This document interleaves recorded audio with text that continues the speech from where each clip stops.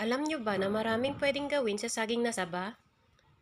Simpleng sangkap lang ang ginamit ko dito pero ang sarap ng kinalabasan.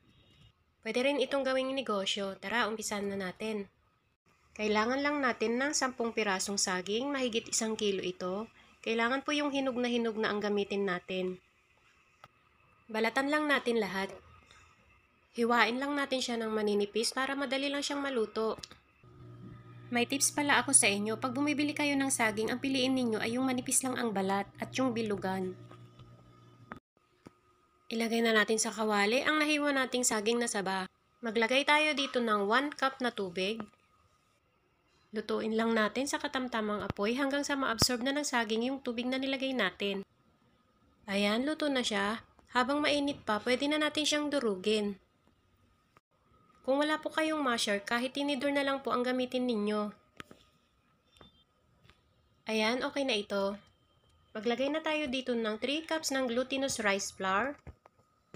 Ito po yung durog na malagkit. Halo-haloin lang natin hanggang sa mag-well combine na sila. Maglagay na rin tayo dito ng tubig, paunti-unti lang dapat. Halo-haloin lang natin hanggang sa makuha natin yung consistency na gusto natin. Bale, 1 1/4 cup pala lahat na tubig ang nagamit ko dito. Ayan, ganito siya dapat. Ayan, pwede na natin siyang assemble. Nagpahid nga pala ako ng konting oil sa aking mga kamay. Gumamit tayo dito ng measuring cup para pantay-pantay lahat yung ating gagawin. Bali, 1 tablespoon nga pala yung ginamit ko. Mag-form lang tayo ng pahaba, then i-coat na natin siya sa sesame seed. Ulit-ulitin lang natin ang proseso hanggang sa maubos na natin lahat ang ating mixture.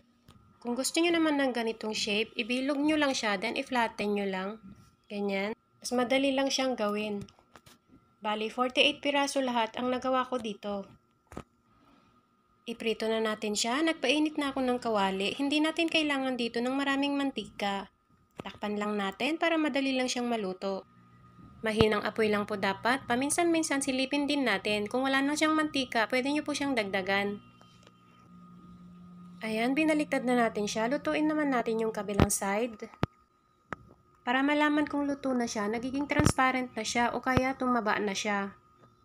Ayan no, luto na ito. Sana nagustuhan nyo yung recipe natin ngayon. Thank you for watching. Bye-bye!